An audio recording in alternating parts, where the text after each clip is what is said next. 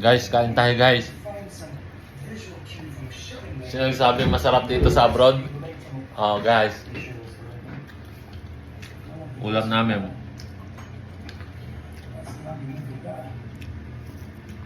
Tuyo. Oh yun, para rin yun. Ano sabi masarap? Masarap abroad? Tangina nga, tuyok na lang pagkain. Para pa lang.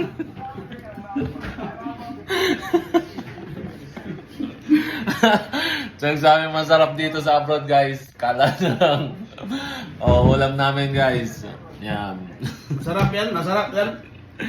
Sausawan, suka. Yan, itlog. Sinangag na kanin. Yan ang ulam namin ngayong hapon at dito. Dahil gabi na dito sa amin. Kaya ito lang yung ulam namin. Yan. Pero masarap guys. Masarap ang tuyo. Lalong-lalo na pag isa o pangalawang beses mo palang matikman. So nakakamiss kumain ng mga ganito. Ayan o. Sarap niyan. The best. Namamos siya ng itlog. Ayan may itlog. Yan ang ulam namin. Ito ang expectation versus realidad. Oo. Diba? Buhay abroad to kayo. Buhay abroad o toyo. Buhay abroad to guys.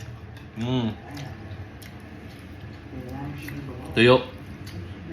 Pero masarap tong tuyo na to. Galing sa Pilipinas to. Para, oh, galing pa rin dyan sa Pilipinas. Pero the best yung tuyo. Masarap.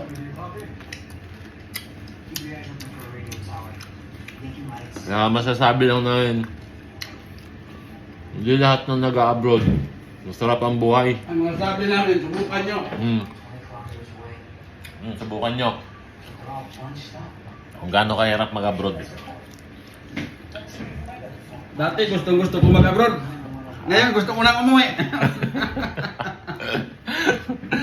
Dati gustong-gusto namin mag-abroad. Oo, totoo yun. Ngayon gustong-gusto namin umuwi. Ngayon nandito na ako sa abroad. Gusto ko nang umuwi. Masarap siya. Kapan tuyo.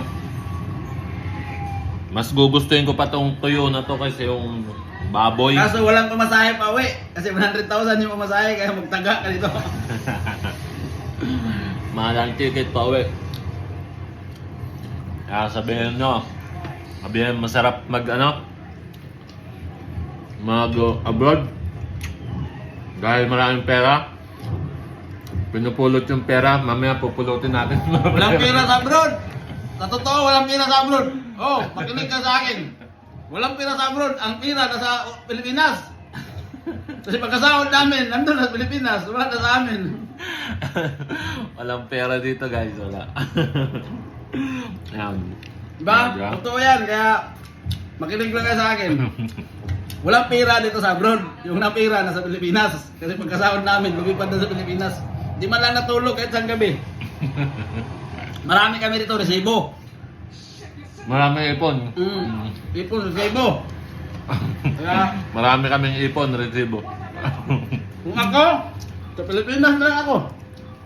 Wag na dito. Ayaw ko na dito. Ayan guys, yeah. Kala nyo masarap pa. Masaya lang, masaya yung Bahay lang, maganda, bahay, mayaman. Ganda. Mayaman, Masaya, kasi walang stress. mayaman yung tirahan mo. Pero yung kinakain mo, mahirap. Shout out guys, shout out dyan sa Pilipinas. So ayan. Kaya kayo yung mga gusto mag-abroad dyan, baka in-expect nyo na masarap, mahirap. Kaya, yun, mag-isip-isip muna kayo. Guys, tuyo, oh. Pero masarap tong tuyo, ha. The best. Paborito ko to. Kahit tuyo araw-araw. Pero makaka-high blood din kasi. Ito ang nakaka-high blood. Laging tuyo. Ayun guys, bye-bye. Bye-bye ka mga, paano mga paano. O yung madami mong ulam niya, pero pakwan naman yung dessert niya. Bye-bye.